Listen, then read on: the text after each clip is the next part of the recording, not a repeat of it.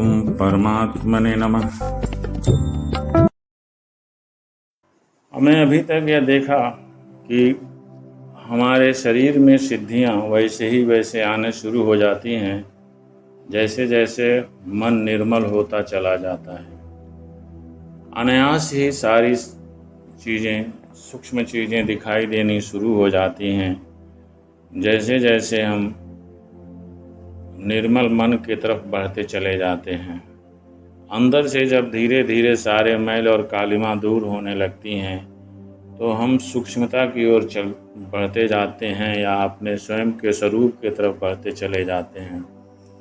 और जैसे जैसे हम अपने स्वरूप की तरफ बढ़ते हैं वैसे वैसे हमें प्रकृति के सारे रहस्यों का ज्ञान होने लगता है या दिखाई देने लगता है। इसलिए हम संसार के नश्वरता और स्वयं के अविनाशी और अनंत की तुलना होने लगती है और स्वयं को अत्यंत शक्तिशाली समझने लगते हैं। जो भी मन के अंदर जो भी पहले कामनाएं थीं या जो भी इष्ट का स्वरूप था, जो भी कोई स्थिर स्वरूप हम लेकर के बैठते हैं या साधना प्रारंभ करते हैं, तो जब हम निर्मलता की तरफ बढ़ते जाते हैं तो उन मूर्तियों की शक्ति धीरे धीरे हमें परिवर्तित नज़र आती है और वे ऐसे मालूम होता है कि जैसे वे कोई माया थी और अपना रूप दिखाकर चली गईं, या जो मूर्ति लेकर के हम आगे बढ़े थे वह पूर्ण सत्य नहीं था, वह केवल एक मार्गदर्शन करने वाला रूप था जो बाद में विलुप्त हो जाता है या इस तरह से दिखाई देने लगता है जैसे कि वह हमसे न्यून है, उससे ज़्यादा शक्तिशाली हम स्वयं हैं। ये अपने स्वरूप के तरफ बढ़ने और साधना पथ के साथ मन का निर्मल होने के साथ ही ये सारी चीज़ें दिखाई देने लगती हैं। ये स्वयं का अनुभव है। यही बात यहाँ योग शास्त्र में भी कहा गया है कि जैसे जैसे मन निर्मल होता चला जाता है वैसे ही प्रकृति के रहस्य का पता चलते चला जाता है। जो चीज़ें पहले बहुत बड़ी नज़र आती थीं वह एक माया का पोटली दिखाई देती हैं और वो रहस्य उसका साक्षात हो जाता है। जब प्रकृति के सारे रहस्यों को हम मालूम कर लेते हैं तो अपने स्वरूप की तरफ हम आगे बढ़ने लगते हैं।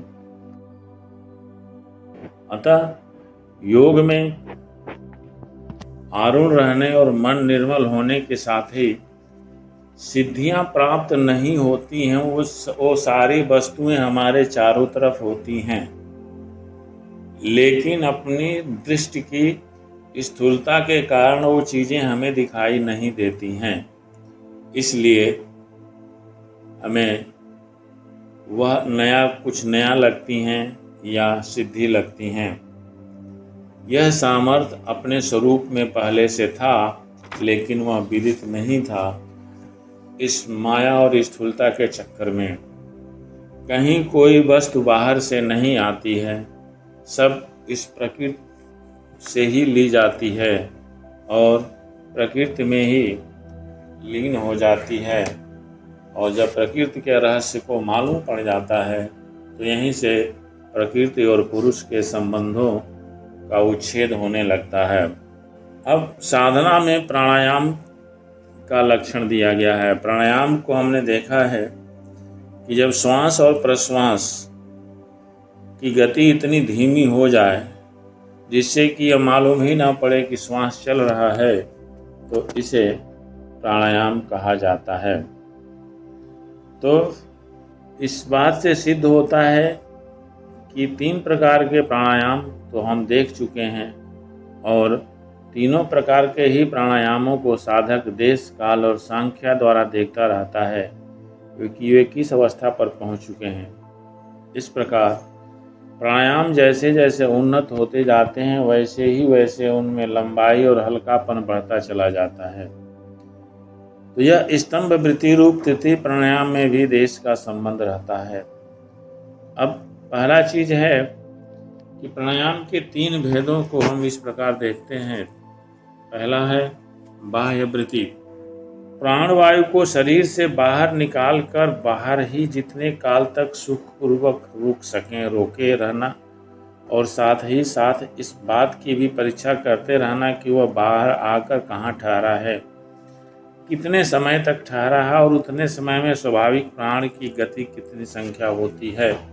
अर्थात जब प्रश्वास बाहर आता है तो वह कितने देर तक रुक सकता है, और वह रुकने के बीच में यदि हम साधारण प्रक्रिया चलती है तो कितनी बार उसका आवागमन हो सकता है, यह बात हमें देखते रहना चाहिए। यह बाह्य वृत्ति प्राणायाम है, इसे रेचक भी कहते हैं, क्योंकि इसमें रेचन पूर्वक प्राण को रोका जाता है। और जब दीर्घ समय तक अभ्यास करते हैं तो बहुत काल तक रुके रहने वाला और सूक्ष्म अर्थात हल्का अनायास साध्य हो जाता है। ये बाह्य वृत्ति है। अभ्यंतर वृत्ति क्या है?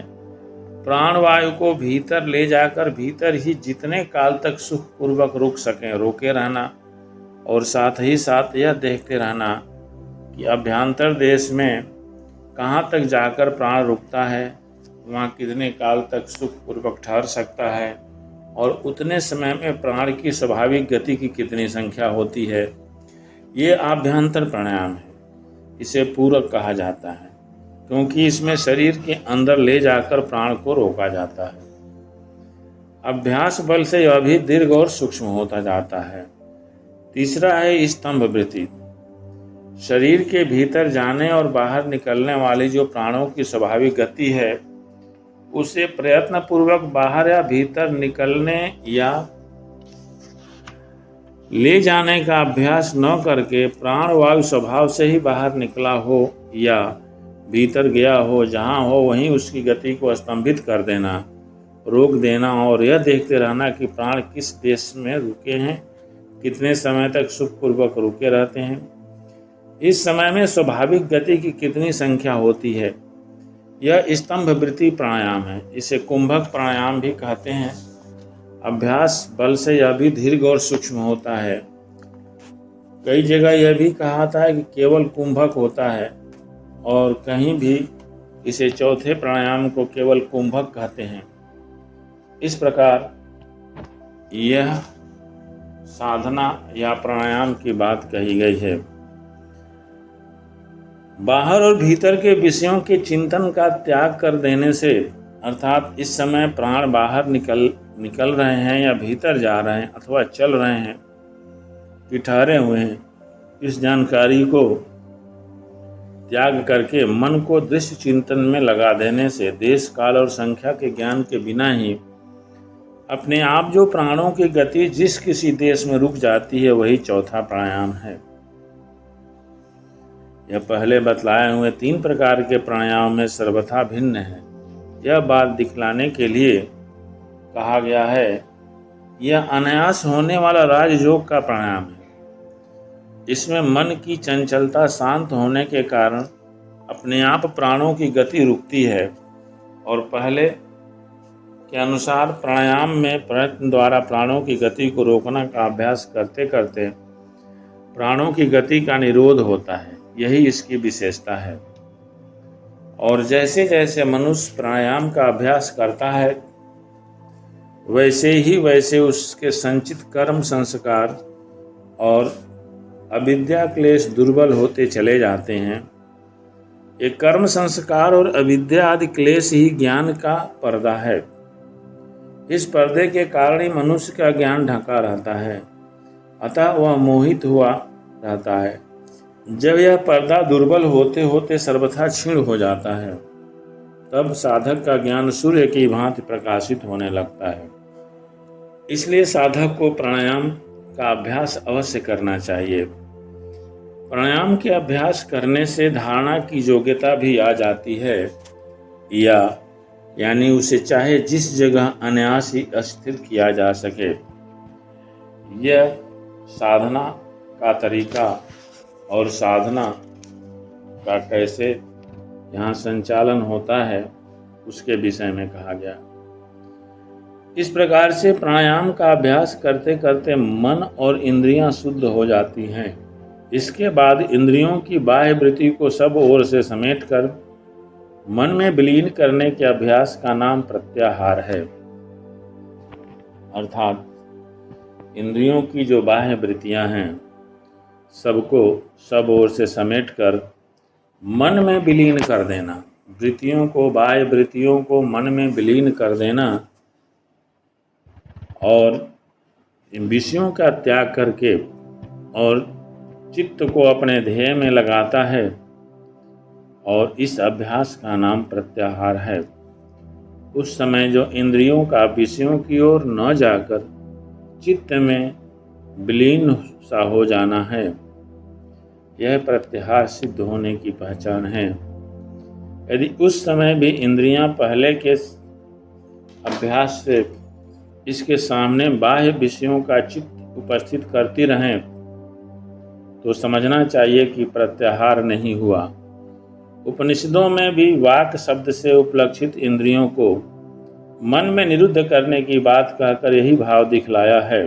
बुद्धिमान मनुष्य को उचित है कि वह वाक और इंद्रियों का बाह्य विषयों से हटाकर मन में विलीन कर दे, अर्थात इनकी स्थिति ऐसी कर दे कि इनकी कोई भी क्रिया न हो, मन में विषयों का स्मरण न रहे। और प्रत्याहार सिद्ध हो जाने पर योगी की इंद्रियां उसके सर्वथा वश में हो जाती हैं, उनकी स्वतंत्रता का सर्वथा अभाव हो जाता है। प्रत्याहार की सिद्धि हो जाने के बाद इंद्रिय विजय के लिए अन्य साधन की आवश्यकता नहीं होती है। तो यहाँ प्रत्याहार में देखा गया है कि प्रत्याहार है क्या चीज। तो प्रत्याहार के विषय में बतलाया है कि जब प्राणायाम का अभ्यास करते करते मन और इंद्रियां शुद्ध हो जाती हैं और उसके बाद इंद्रियों की बाह्य वृत्तियों को सब ओर से समेटकर मन में विलीन करने का जो अभ्यास होता है उसी को प्रत्याहार कहते हैं। यह साधना का, यह योग मार्ग का मुख्य पथ है। शेष आगे। जय माता।